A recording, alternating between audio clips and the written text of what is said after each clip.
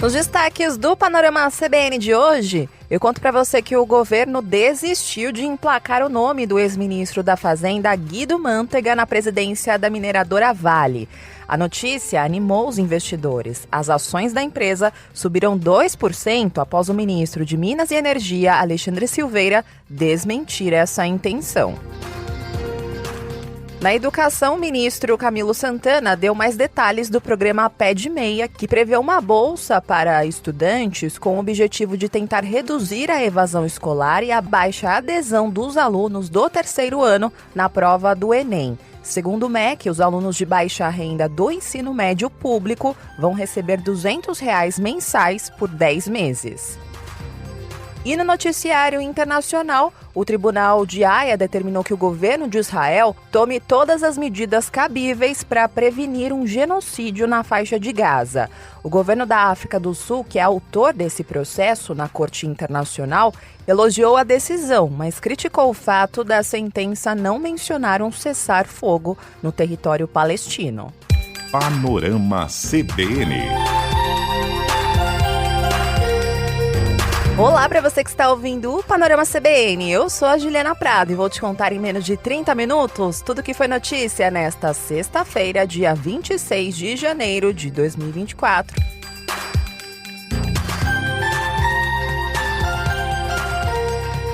E eu começo esse episódio contando para você que na política/economia teve uma surpresa hoje. Depois de muita especulação, o governo desistiu de emplacar o nome do ex-ministro da Fazenda, Guido Mantega, na presidência da mineradora Vale. Nos últimos dias, nos bastidores, o presidente Lula estava pressionando os acionistas da mineradora para que o ex-ministro fosse aprovado como o novo CEO da empresa. Mas Mantega não é bem visto pelos conselheiros e nem pelos investidores da empresa, porque ele é muito ligado à atuação dele no governo Dilma. O nome do ex-ministro ficou associado àquelas chamadas pedaladas fiscais que levaram ao impeachment da ex-presidente. E aí hoje o ministro de Minas e Energia, Alexandre Silveira, negou que o governo tenha articulado a nomeação de Mantega nos bastidores para o comando da Vale. Segundo o ministro, o presidente Lula não faria qualquer interferência na Vale porque a empresa é de capital aberto. E o ministro disse ainda que ficou surpreso com as notícias que têm sido publicadas sobre o caso nos últimos 2 dias. Nós absolutamente em nenhum momento o presidente tratou de qualquer questão com relação à sucessão da Vale. Eu acho que nas últimas 48 horas, o presidente Lula foi extremamente injustiçado nesse processo e nessas divulgações. Há de se haver e restabelecer a verdade. Eu fui massacrado nas últimas 48 horas, dizendo que eu liguei para conselheiros da Vale, recomendando. O senhor não ligou? Eu converso com alguns conselheiros da Vale, independentes, habitualmente, e a própria diretoria da Vale, sempre que tenho agenda, e eu em nenhum momento fiz uma referência de indicação do governo a nenhuma vaga da Vale do Rio Doce, nenhuma. Bom, oficialmente é isso que o governo disse, que você ouviu, mas o fato é que nos bastidores, segundo vários jornais, principalmente o jornal O Globo, a articulação estava sendo feita sim. Logo no início do ano, o presidente Lula determinou ao ministro Alexandre Silveira que ele conversasse pessoalmente com outros sócios da Vale para fazer de Mantega o CEO da empresa. Mas a resposta dos investidores não foi boa. Diante dessas resistências, aí sim, Lula voltou atrás hoje com o pronunciamento do ministro, como você ouviu agora há pouco. O presidente Lula percebeu que seria uma tarefa muito difícil colocar o ex-ministro Guido Mantega em um lugar que depende do voto de 13 conselheiros, o que não é uma tarefa nada fácil, e os conselheiros não são ligados ao governo. Na próxima semana, o Conselho de Administração da Vale deve se reunir para definir o novo comando da empresa. Hoje ela é presidida por Eduardo Bartolomeu. Depois aí dessa notícia de que o governo desistiu do nome de Guido Mantega, as ações da Vale subiram 2% na Bolsa de Valores de São Paulo. Agora, eu vou fazer uma pausa no noticiário para contar para você um recado do patrocinador deste podcast. É crescente o número de investidores que não levam só em conta o lucro, mas também a preocupação das empresas quanto às práticas de ESG, ou seja, socioambientais e de governança. Uma pesquisa da Bloomberg prevê que essa agenda deva atrair 53 trilhões de dólares até 2025, o equivalente a 1/3 dos ativos. E além de receberem mais investimentos e capital, empresas que adotam boas condutas correm menos risco de enfrentar problemas jurídicos, trabalhistas, fraudes e ganham mais lealdade dos consumidores e conseguem atrair e reter talentos em busca de propósito, entre outros benefícios. Esse movimento de conscientização dos investidores para questões ESG não só impulsiona a alocação de capital, mas também fortalece as bases das empresas, promovendo um ambiente de negócios mais ético e resiliente. Acompanhe os conteúdos do Banco BV no site bv.com.br ou siga o banco nas redes sociais no @BancoBV.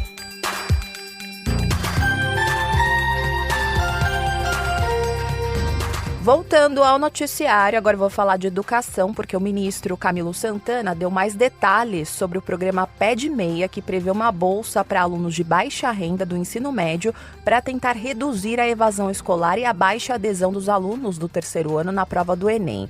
A lei que institui esse incentivo financeiro para reduzir a evasão escolar entrou em vigor nesta sexta-feira, 10 dias depois de ser sancionada. E hoje o ministro da Educação falou mais sobre o assunto, deu mais detalhes oficialmente. Ele disse que o valor que vai ser pago anualmente pelo programa Pé de Meia aos alunos de baixa renda do ensino médio público será de R$ 2.000. Então, mensalmente, os alunos do ensino médio vão receber, a partir de março, R$ 200 durante 10 meses. Fazendo as contas, R$ 2.000 por ano. O valor pode ser retirado durante o ano letivo. E além desse benefício, os estudantes vão receber R$ 1.000 em cada ano do ensino médio como uma espécie de poupança. E esse dinheiro só vai poder ser retirado ao final da conclusão dos 3 anos.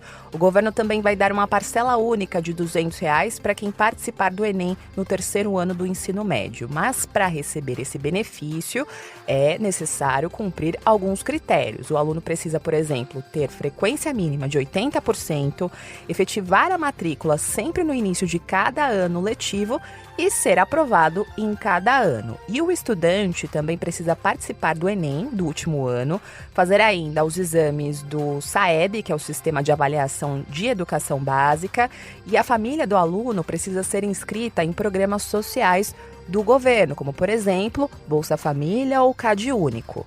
Durante o lançamento oficial desse programa, o ministro da Educação, Camilo Santana, anunciou uma bolsa de auxílio financeiro a todos os indígenas e quilombolas ainda em 2024.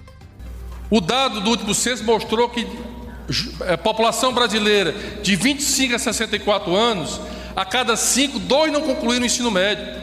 Portanto, garantir a formação do ensino médio, toda a educação básica, é fundamental para garantir cidadania, oportunidade, produtividade. Isso tem um efeito enorme na economia brasileira.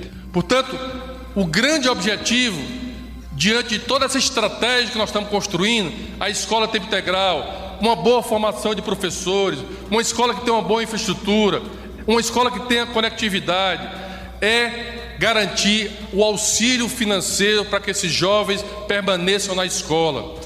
O governo repassou mais de 6 bilhões de reais para o fundo que vai custear esse programa Pé de Meia. E durante a cerimônia, o presidente Lula também estava presente e disse que ele proibiu falar no governo que o dinheiro destinado à educação é gasto, porque para ele trata-se de um investimento. Lula disse que investir em educação é evitar que o dinheiro seja destinado a presídios e falou que o governo faz uma aposta para evitar que os jovens sejam atraídos para o crime organizado e para as drogas.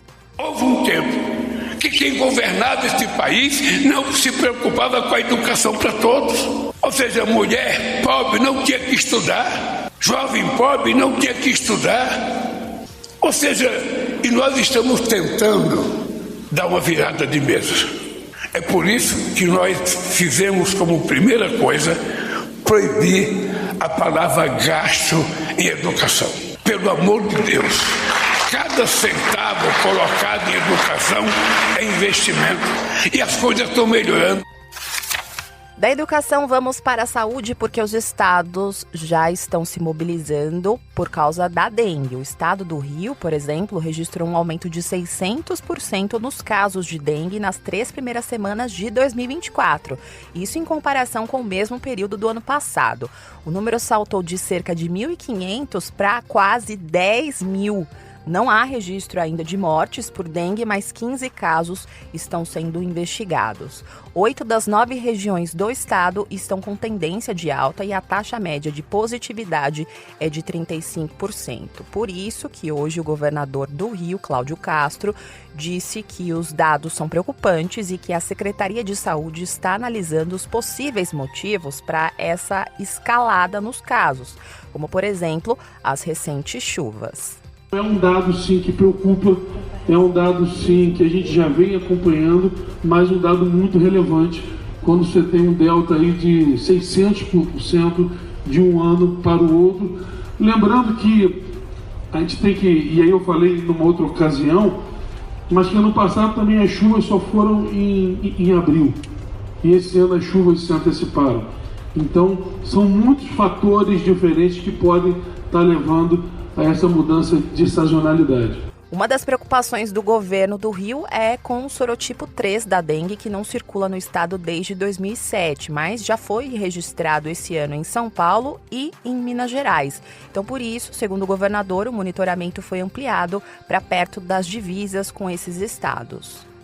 Hoje circulam no Rio os sorotipos 1 e 2, basicamente 75% tipo 1, 25% do tipo 2. Só foi identificado um caso do sorotipo 4, mas foi um caso importado para cá, uma pessoa que já veio de fora com sorotipo 4, não tem mais nenhuma incidência dele. E nós não temos até agora nenhum caso do sorotipo 3, que já não circula no Rio desde 2007, mas já foi registrado em Minas e São Paulo. Por isso essa ampliação tão grande na base de pesquisa. Quero destacar aqui para você uma entrevista do Jornal da CBN hoje com o diretor do Programa Nacional de Imunizações do Ministério da Saúde, o Éder Gatti. Ele disse que a vacinação contra a dengue, que foi anunciada ontem, não é a solução para todos os problemas em relação à doença. E ele pediu que a população mantenha o combate ao mosquito Aedes aegypti. Porque a vacina, ela tem um efeito de muito longo prazo. Então, assim, ela não é uma vacina que vai surtir um efeito imediato na contenção do surto que está acontecendo neste momento. Ela vem para contribuir, mas ela não é a grande solução de todos os problemas. Então, é importante que as pessoas continuem com todas as outras medidas. Mudando de assunto, eu vou falar sobre eleições municipais no Rio de Janeiro, porque por lá o Tribunal Regional Eleitoral do Rio informou que vai alterar pelo menos 5 locais de votação na zona oeste da capital para evitar a influência das milícias nas eleições municipais desse ano. A decisão do TRE-RJ se baseia em dados de inteligência fornecidos por várias forças de segurança, incluindo as polícias federal, civil, militar, guarda municipal e os ministérios públicos federal e estadual, que foram reforçadas por denúncias anônimas de eleitores que se sentiram coagidos na última eleição. Essa mudança aí vem no momento em que investigações da Polícia Federal estão mostrando como as milícias estão tentando se envolver na política. Uma reportagem da TV Globo mostrou ontem o caso do ex-vereador Marcelo Siciliano, que concorreu a deputado federal nas eleições de 2022 e, segundo as investigações, teve o apoio da milícia para ganhar votos e financiar a campanha. Apesar dele negar que tenha qualquer ligação com integrantes de grupos paramilitares, Siciliano teve conversas interceptadas com integrantes da maior milícia do estado, que era chefiada por Zinho, que se entregou à Polícia Federal em dezembro do ano passado. Outro caso que ganhou destaque é o da deputada estadual Lucinha, do PSD de Dado, que é apelidada pela milícia de Madrinha. Ela foi afastada do cargo depois da Operação Batismo da Polícia Federal, que mostrou que ela poderia estar agindo a favor do grupo criminoso. A parlamentar também nega essa ligação com milicianos. O TRE do Rio de Janeiro ainda está finalizando o planejamento dessas alterações e vai divulgar em breve mais detalhes para que os eleitores saibam onde vão votar. Além de mudar os locais de votação para evitar a coação por parte de milicianos, juízes de diferentes áreas também vão trabalhar diretamente nas zonas eleitorais para ajudar na organização e garantir que o processo eleitoral seja seguro e justo. Lembrando para você que as eleições municipais de 2024 vão ser realizadas no dia 6 de outubro.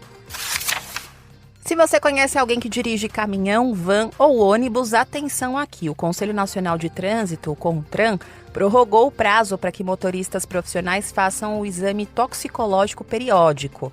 Essa prorrogação foi publicada na edição do Diário Oficial da União nesta sexta-feira. Esse exame aí é obrigatório para motoristas das categorias C, D e E, que dirigem veículos como caminhões, vans e ônibus, com habilitações novas ou renovadas a partir de 3 de setembro de 2017. O prazo original para a renovação do exame havia terminado no dia 28 de dezembro de 2023 e agora o CONTRAN estabeleceu 2 novas datas. Então, atenção, até 31 de março para condutores com validade de CNH entre janeiro e junho e até 30 de abril para condutores com validade da CNH entre julho e dezembro. Em 2022, o governo havia suspendido até 2025 a multa para quem não fizesse o exame toxicológico, mas o Congresso Nacional determinou a volta da cobrança do exame no ano passado. Condutores que não fizerem a renovação podem ser multados em quase R$ 1.500 e a infração é considerada gravíssima e o motorista perde 7 pontos na carteira. O exame toxicológico deve ser feito em clínicas credenciadas e amostras de cabelo, pele ou unhas podem ser usadas no teste que identifica se o condutor fez o uso de alguma substância proibida, como, por exemplo, drogas. A validade é de 2 anos e 6 meses e se o exame der positivo, o motorista vai ter o direito de dirigir suspenso e vai ficar impedido de emitir ou renovar a CNH por 90 dias. Na economia, o mercado financeiro reagiu hoje à informação da recuperação judicial da Gol que foi pedida nos Estados Unidos. A Bianca Santos contou essa informação para você na edição da manhã de hoje. Mas resumindo, a empresa tem dívidas com um banco americano, com a Boeing e também com a Vibra, que somam 20 bilhões de reais. Mas ao entrar com pedido de recuperação judicial lá nos Estados Unidos, a empresa informou que tem um compromisso de receber um financiamento no valor de 950 milhões de dólares, que deve ser feito por um grupo de detentores de títulos de dívida. Essa decisão aí ela foi anunciada ontem pela empresa aérea brasileira após o fechamento do mercado financeiro e hoje deu para medir o ânimo dos investidores. Durante o dia, as ações da Gol caíram quase 13%. E hoje, antes do mercado financeiro abrir, o CEO da Gol, o Celso Ferrer, disse em entrevista ao Jornal da CBN que a recuperação judicial solicitada nos Estados Unidos não afeta os voos da empresa. O executivo disse que, com o procedimento, a Gol vai poder reorganizar compromissos de curto prazo e vai reforçar a estrutura de capital para garantir a sustentabilidade da empresa. Os voos continuam operando normalmente, os clientes continuam comprando seus bilhetes, as vendas continuam normais por todos os canais da companhia. E enquanto a gente consegue reorganizar o balanço, as dívidas, a companhia está protegida para continuar honrando os seus compromissos da operação, poder focar em segurança, atendimento ao cliente. Ele também disse na entrevista que não vai ter demissões e que o tamanho da empresa vai permanecer igual para poder crescer no futuro. Agora eu vou contar para você como foi o fechamento do mercado financeiro hoje. A Bolsa de Valores de São Paulo foi muito impactada com a questão da Vale, por isso fechou o dia de hoje em alta de 0,66% aos 129.013 pontos. No mercado de câmbio, o dólar comercial fechou o dia de hoje em baixa de 0,24%, cotado a R$ 4,910. Já o euro encerrou o dia de hoje em baixa de 0,03%, cotado a R$ 5,332.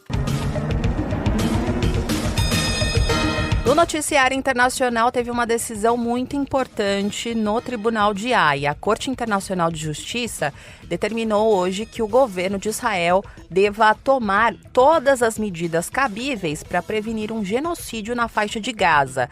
A Corte decidiu também levar adiante o processo aberto pela África do Sul, que acusa Israel de estar cometendo genocídio contra o povo palestino com os bombardeios na faixa de Gaza.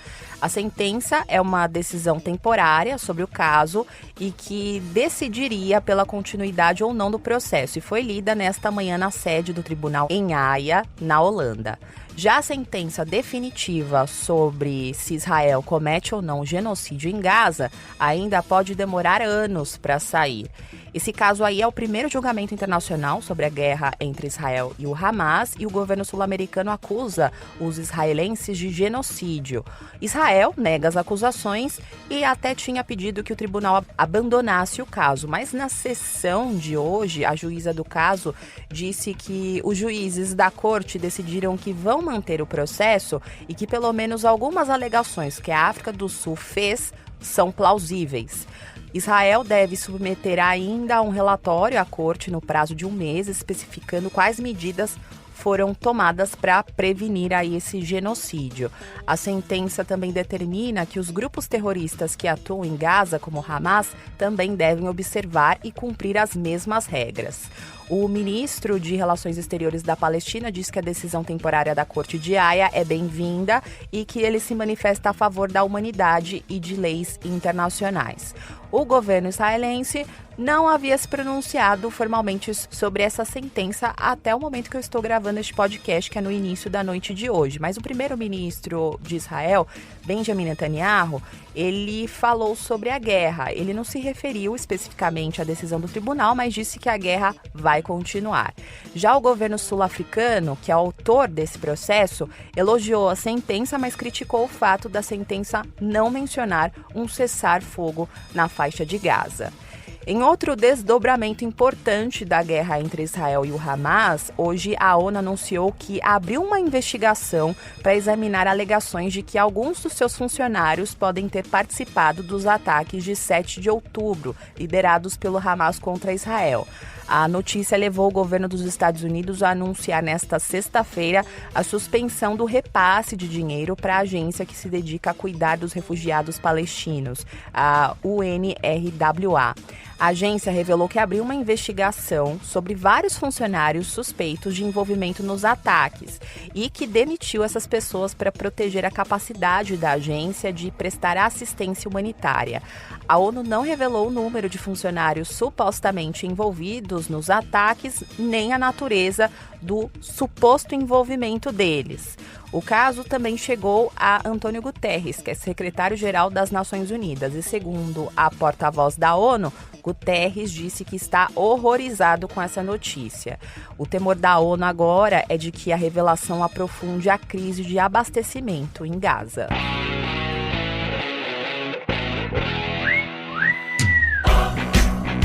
E no esporte...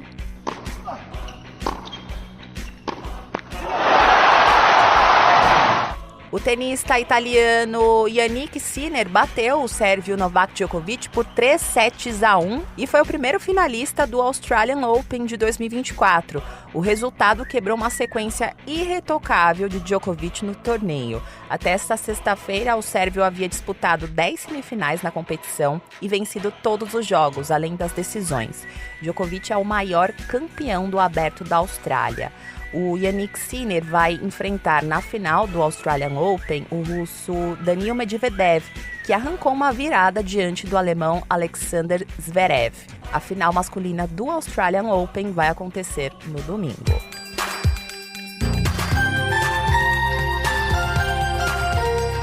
Vamos saber o que aconteceu nesta semana nas terras de Sucupira?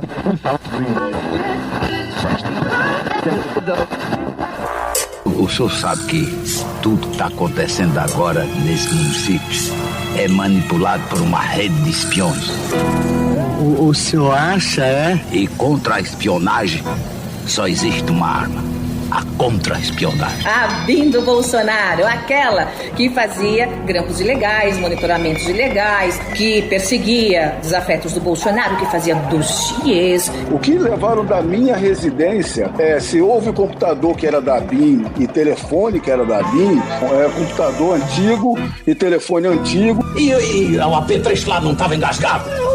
Eu consertei. Mas se consertou, por que o senhor não veio me chamar? Pra frente, sucupira! Mas infiltrado na polícia. O senhor não sabe o que é espionagem. O mundo tá cheio de espião. Não é um sistema de interceptação, não é um sistema de invasão e, na realidade, é um sistema grosseiro de localização. É um sistema que diz se a pessoa está em Copacabana, se ela está na Barra ou se está em Brasília. Já tô começando até a desconfiar. De quem? De Sua Excelência. O próprio presidente Bolsonaro colocava, não, eu tenho uma parte paralela aqui. Isso é quando ele tem alguma dúvida no Rio Grande do Sul, ele liga para um colega. Não é o caso aqui, isso não é bem paralela. Com isso ele podia ficar a par de toda a vida da cidade. É genial, viu? Isso a gente tem que reconhecer. Genial. Eu acho que só um louco seria capaz de fazer isso, né? Instalar um microfone? Eu vejo que o Ministério Público e o Judiciário foram envolvidos por um núcleo da Polícia Federal que está querendo, sem provas, incriminar. É preciso esclarecer que o prefeito nunca teve conhecimento das atividades espionistas de seu secretário. Eu nunca recebi relatório de ABIN para que eu pudesse ser beneficiado de alguma forma. Esses meus filhos acabam ainda me matando, certo? São filhos do presidente. O Jair Renan, eles têm proteção do GSI, enquanto filhos do presidente. Há um departamento da ABIN que faz a inteligência de proteção. Afinal de contas, até que vão pensar, vamos dizer que eu também estou envolvido nessa espionagem. O senhor não falou no meu nome. Não, eu não toquei no nome do seu prefeito. E nem vai tocar. Pra frente, sucupira! Nessa última semana, teve um monte de comentários aqui me associando ao Lula, porque eu disse que o atual mandatário era popular no passado, mas não chega aos pés do que o Bolsonaro representa. Ah, não me conhece mais, não? Tá precisando de um chá de lembrança, né? O Lula é um camarada do povo, não tem comparação com o Bolsonaro. O Lula tem prestígio, popularidade. Pra trás mente era o ódio, a desunião. Antes do Bolsonaro, a política era diferente. Graças ao Bolsonaro, tudo mudou. Como é que eu pude pensar isso do senhor? O senhor que tem sido tão bom pra mim, pra todo o povo aí de Sucupira. Pois é, eu não imagino como é que o senhor pensou isso. Isso é uma decepção pra mim. O senhor me perdoe. Perdoe, meu protetor, meu padrinho, meu santo. Para com esses carinhos, vocês estão me lambuzando todos. Que coisa. As falas do bem-amado foram cedidas pelo acervo da TV Globo. O texto é de Dias Gomes e a interpretação é de Paulo Gracindo. A edição é de Edmilson Fernandes e Débora Gonçalves. Panorama CBN.